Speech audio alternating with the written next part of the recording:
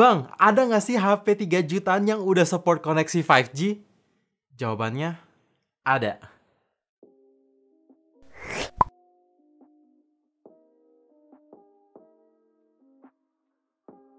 So guys, welcome back to Up To Date IDN Channel. Nama gue Greg. Jadi tanpa promosi yang terlalu gencar, tiba-tiba Oppo A74 resmi di Indonesia.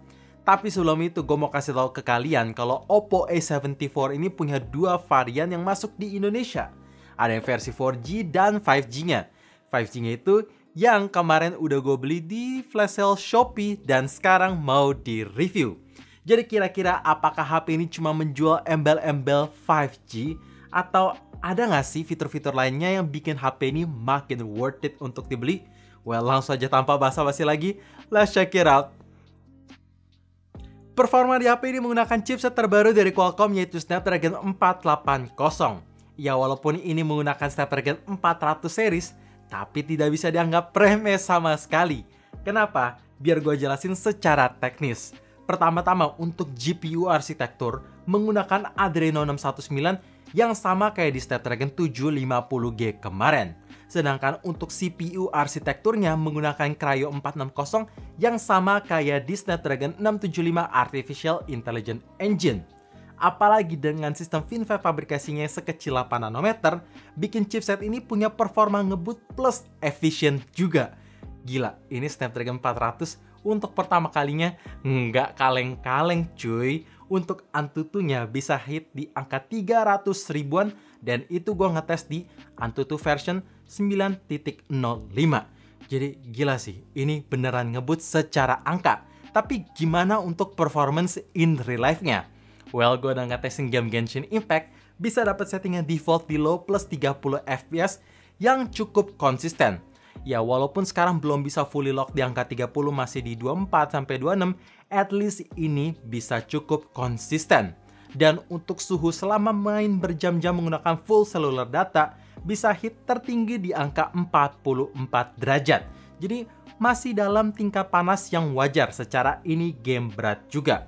Dan game kedua yang gue coba adalah Mobile Legends Bang Bang, bisa dapat settingan di HD on, shadow on, dan settingan grafik tertinggi mentok di high aja. So far untuk Mobile Legends mah ini dilibas banget. Gak ada frame drop yang terlalu sering-sering amat, lancar, dan konsisten. Cuman karena ini chipset terbaru, ya by the way, ini adalah HP pertama yang resmi di Indonesia menggunakan chipset terbaru ini, jadi optimization-nya tuh masih kurang. Karena ya tadi di game Genshin Impact belum bisa fully di angka 30 fps. Dan di Mobile Legends Bang Bang belum bisa dapat settingan high frame rate mode on dan grafik belum bisa ultra. Jadi mestinya hanya masalah waktu aja sih. Nanti kita lihat ke depannya gimana. Tapi untuk performa sendiri udah ngebut. Seperti yang gue bilang di awal video, faktanya HP ini support connection di 5G. Yes, itu semua dimungkinkan karena Snapdragon 480 sudah menggunakan SoC 5G. Jadi ketika nanti peraturan dari pemerintah Indonesia mengenai 5G udah ada, para provider bisa menyediakan antena dan paketnya, ya nanti bakalan ada software update untuk meng-unlock koneksi 5G-nya. Jadi emang ini koneksi gak main-main, walaupun masih lama tapi sangat menjanjikan. Karena HP ini support download speed sampai 2,1 gigabit per second dan upload sampai 245 megabit per second. Jadi gila sih, gua nggak ngebayangin 2 tahun lagi kali ya. Varian Oppo A74 versi 5G cuman tersedia satu aja, yaitu 6/128GB dengan teknologi RAM menggunakan LPDDR4X dan internal memori menggunakan UFS 2.1. Jadi so far selama melakukan multitasking pakai HP ini, gue tidak mengalami kendala apapun. Aplikasi yang running di background bisa di-load dengan sangat amat baik selama tidak ditutup di background. Untuk buka tutup aplikasi juga bisa berjalan dengan baik tanpa adanya animasi lag, stutter, atau apapun. Pokoknya ya 6/128GB dalam pemakaian gue sih udah cukup. Desain HP-HP mid-range zaman sekarang tuh makin kesini makin wah dan kelihatan beda. Termasuk yang satu ini. Finishing frosted glass campur warna silver yang sedikit bergradasi bikin HP ini terlihat mewah dan berasa cukup mahal walaupun bahan materialnya menggunakan polikarbonat bukan kaca asli. Karena kalau kita ketok belakangnya tidak terasa kopong, frame yang nggak ringkih, pokoknya udah solid. Dan masih ngomongin soal feels, perpaduan layar 6,5 inch plus body ratio 20:9 plus 3D curved design bikin HP ini tuh nyaman digunain pakai satu tangan atau istilahnya cukup compact untuk ukuran HP 6 inch ke atas. Oh ya, untuk beratnya di 191 gram yang oke lah, nggak berat-berat amat, dan untuk ketipisannya di 8,4 mm yang cukup tipis walaupun bukan yang paling tipis yang pernah gue coba. Dan sedikit update, selama nyaris gunain HP ini selama 2 minggu, nggak pernah gue pakein casing sama sekali. Terus tidak ada baretan halus ataupun apapun sih, aman aja. Dan ngomongin case, HP ini masih sediain free jelly case bawaan kok. Desain layar HP ini sudah menggunakan single punch hole yang posisinya ada di bagian pojok kiri atas dengan ukuran punch hole yang masih cukup besar. Tapi at least bezel kiri, kanan, atas tipis dan dagunya oke lah, gak tebal-tebal amat. Makanya layarnya punya screen to body ratio sampai 90,5%. Sebelum gue bahas screen experience dari HP yang satu ini, gue mau kasih tahu spesifikasi layarnya dulu. Untuk ukuran di 6,5 inch, panel layar LTPS IPS LCD, resolusi Full HD+, dan refresh rate di 90Hz dengan touch sampling mendukung sampai 180Hz. Ya, untuk experience selama gunain HP ini, gue surprise layarnya tajam dan punya warna yang sangat akurat walaupun nggak se-vivid AMOLED, tapi bisa diandalkan. Apalagi maximal brightness juga masih tergolong tinggi karena nyentuh di angka 550 nits yang bikin penggunaan kondisi outdoor itu masih aman. Jujur, gue juga surprise lagi, refresh rate 90Hz bisa ada di HP ini. Kayak fitur-fitur komplit kekinian bisa tersedia. Jadi apapun yang kalian lihat dan sentuh itu bakalan berasa mulus. Oh ya, buat kalian yang nanya, Bang, apakah HP ini ada free screen protector? Jawabannya ada, dan gue sering banget terima pertanyaan ini. Bang, kalau misalkan udah ada free screen protector, apakah kita perlu ganti tempered glass lagi? Jawaban dari gue sih sebenarnya tergantung ke kaliannya. Kalau misalkan kalian cukup ceroboh, saran gue ganti free screen protectornya ke tempered glass, biar kalau misalkan jatuh, pecahnya itu langsung di tempered glass, gak di kaca asli. Tapi kalau misalkan kalian yang gak ceroboh, screen protector udah lebih dari cukup kok. Yang penting ada ekstra pengaman aja. Oke, jadi ada satu fitur yang tidak gue sangka bisa hadir di HP yang satu ini. Jadi ketika gue selesai setup, terus gue lihat di pojok kanan ada icon NFC. Dan setelah ngecek di control center, bener dong, HP ini tuh punya fitur Near Field Communication. Jadi kalian bisa ngecek saldo e-money sampai top up langsung dari HP tanpa harus ke gerai offline manapun. Tinggal tempel kartu di belakang kamera, that's it, sesimpel itu. Bahkan fitur NFC bisa transfer file ke sesama device yang support NFC juga lewat Android Beam. Jadi gokil sih, bisa hadir cuy NFC. HP ini punya kapasitas baterai sebesar 5000 mAh yang jumbo. Dan setelah gue pakai dengan pemakaian yang intens kayak scrolling Instagram, nonton YouTube, main game Genshin Impact berjam-jam semuanya di full cellular data, refresh rate di 90Hz, brightness di set setengah lebih, dan volume di set 30%, masih bisa dapat screen on time 8 jam 22 menit dengan standby sampai 21 jam 17 menit dalam sekali ngecharge. Jadi menurut gue udah awet. By the way, ada satu fitur baru yang baru gue notice mungkin, namanya Sleep Standby Optimization. Jadi fitur ini ketika kita nyalain, bakal bikin pengurangan baterai atau battery consuming itu bisa lebih rendah ketika kita tinggal tidur. Karena push notification bakalan di hold dulu sampai kita bangun. Nice! Kamera belakang di HP ini membawa setup quad kamera dengan konfigurasi primary lens menggunakan resolusi 48MP bukaan cahaya f1.7, 8MP ultra wide angle, 2MP macro lens, dan terakhir ada 2MP depth sensor. Untuk hasil foto di kondisi daylight, menurut gua dalam soal warna ini ya masih kurang natural walaupun sudah cukup mendekati natural, detailnya tajam, dynamic range-nya ngangkat, shadow dan highlight pun juga udah bagus. Dan untuk hasil foto ultrawide, ya ini berbeda cukup jauh dibandingin primary lens, tapi dalam segi detail masih cukup tajam. dynamic range yang angkat, dan distorsi yang paling penting tidak berasa. Lanjut untuk hasil foto di kondisi daylight, karena bukaan cahaya secara angka ini kecil, yaitu di f1.7, otomatis cahaya yang ditangkap itu bisa lebih banyak untuk mendapat informasi dari segi objek dan detail yang lebih bagus. Untuk warna, wah ini natural. By the way, fitur night mode juga tersedia di HP ini untuk ngangkat detail dan cahaya yang lebih terang dan tajam. Tapi ketika gue pindahin fitur night mode, noise dan grainnya itu jadi lebih berasa. Gue berharap semoga di next Oppo bisa improve untuk ngurangin noise dan grainnya juga. Oh iya, untuk hasil foto di kondisi ultra wide baik night mode maupun normal mode, gue surprise sih, ini cukup bagus, melebihi ekspektasi gue, apalagi untuk hasil night mode, walaupun again masih berasa noise dan grainnya, tapi tetap detail sih. Lanjut untuk perekaman video, kamera belakang primary lens HP ini sudah tersedia EIS atau Electronic Image Stabilization. Jadi untuk kualitas video yang ditangkap sudah stabil, jitter nggak gitu berasa, detail yang ditangkap pun tajam, walaupun ketika kita panning ada sedikit stutter, tapi oke lah, yang penting kan stabil. Terus kalau kalian tanya, Bang, untuk hasil video di kondisi ultra wide gimana?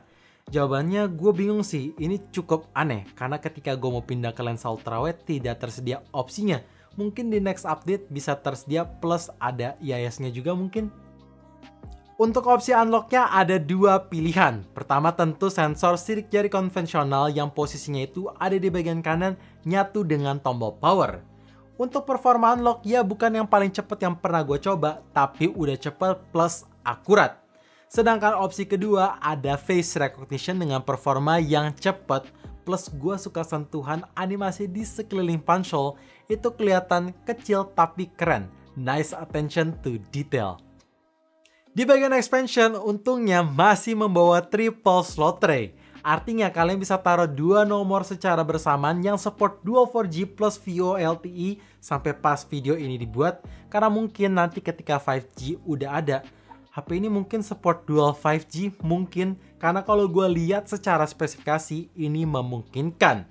Dan buat kalian yang ngerasa internal memori 128GB kurang cukup, tenang, masih bisa di-upgrade sampai 256GB menggunakan micro SD. Jadi intinya kalian bebas upgrade lah. Di bagian softwarenya sudah run yang paling baru atau yang paling up to date sesuai channel ini. Yaitu run di Android 11 dengan tampilan antarmuka menggunakan ColorOS 11.1. Jadi tentu personalizationnya itu komplit. Mau ganti icon di control center bisa, sampai ke home screen pun bisa. Ganti warna theme secara keseluruhan juga bisa. Ada lagi smart sidebar untuk mengakses aplikasi secara cepat. Icon pull down gesture untuk akses aplikasi menggunakan satu tangan. Ada lagi kalian bisa dark mode, app clone, pokoknya udah cukup komplit fitur-fiturnya. Dan by the way, selama nyaris gunain 2 minggu HP ini belum terima software update apapun sih. Tapi begitu ada, nanti bakalan gua update di Instagram @uptodateidian. Jadi buat kalian yang belum follow, bisa bantu follow lah ya. Oke, jadi kalian udah lihat kelebihan dan fitur yang tersedia di HP ini. Tapi sama seperti yang kita tahu, karena tidak ada smartphone yang sempurna, langsung aja gue mau bahas hal apa yang masih kurang dan mungkin di next bisa diupdate lewat software update mendatang. Langsung aja kita bahas kekurangan pertama.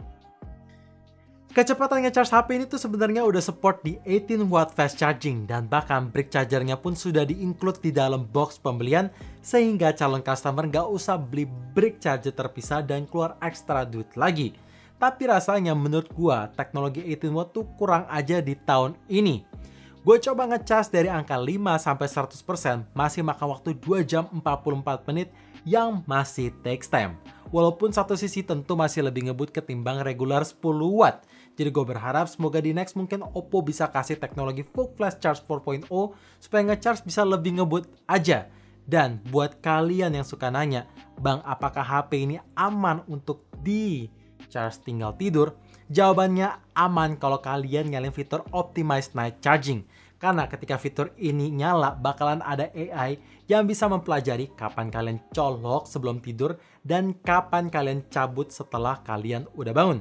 Sehingga nanti pengisian dayanya itu bisa disesuaikan untuk output supaya nggak overcharge dan overheat hit aja lah ya. Sepertinya unit yang sekarang gue pegang ini kurang beruntung karena ada touch delay. Jadi ketika main game ngerubah angle kamera itu berasa dan scrolling pun juga berasa. Tapi untuk touch responsitivity-nya udah akurat dan untuk multitouch pun aman. Jadi gue berharap semoga Oppo cepat-cepat bisa fix touch delay-nya itu jadi lebih lebih akurat aja ketika kita melakukan continuous gesture. Kamera depan di HP ini membawa resolusi 16 megapiksel yang hasil fotonya itu kurang konsisten dalam soal skin tone. Kadang bisa natural, kadang bisa pucat, pokoknya ya masih kurang konsisten aja. Walaupun dalam segi detail udah tajam dan cuttingan portrait udah rapi. Dan masih ngomongin kamera depan, untuk perekaman videonya masih tidak tersedia IIS. Jadi ketika kita nge-record kamera depan ya nggak stabil. Gue berharap mungkin di next Oppo bisa fix skin tone biar lebih konsisten dan nambahin IIS biar asik aja dipakai vlog. Seperti yang tadi gue bilang di bagian kelebihan, HP ini memang bukan yang paling tipis walaupun masih dalam kategori cukup tipis. Jadi ketika kita lihat dari sisi samping, wah ini bump kameranya masih nonjol dan ketika ditaruh di meja, goyang-goyang ngeri, bodinya lecet dan lensa kameranya lecet. Jadi saran gue pasangin aja free jelly case atau kalau mau aman beli casing yang agak tebal sehingga bump kamera itu lebih ketutup. Jadi ya nggak bakalan takut lecet lagi di bagian lensanya. Satu fitur kecil yang kegunaannya sangat major masih belum bisa tersedia di HP ini yaitu LED notification. Ya, panel layar HP ini belum menggunakan Super AMOLED, AMOLED ataupun OLED. Jadi fitur always on display tidak tersedia. Tapi gue berharap semoga di next Oppo bisa kasih LED notification ke HP mereka yang masih menggunakan IPS LCD. Biar ketika ada notifikasi yang masuk dan ke-miss, kita bisa tahu tanpa harus ngecek-ngecekin HP terus. Padahal notifikasi yang masuk tuh nggak ada.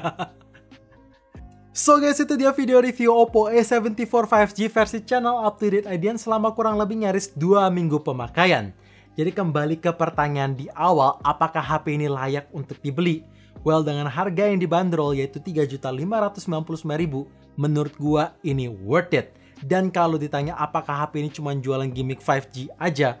Well, setelah beli dan nyobain secara langsung, 5G itu hanya bonus karena untuk jangka panjang. Tapi fitur lain kayak NFC, performa ngebut, baterai awet, dan desain yang keren, menurut gua ini yang bikin jadi daya tariknya lah ya. So, thank you for watching. Jangan lupa like dan subscribe channel ini sekaligus nyalain notifikasinya juga supaya kalian tahu kapan video baru diupload. And as always, stay safe, stay healthy, dan stay updated with up to date.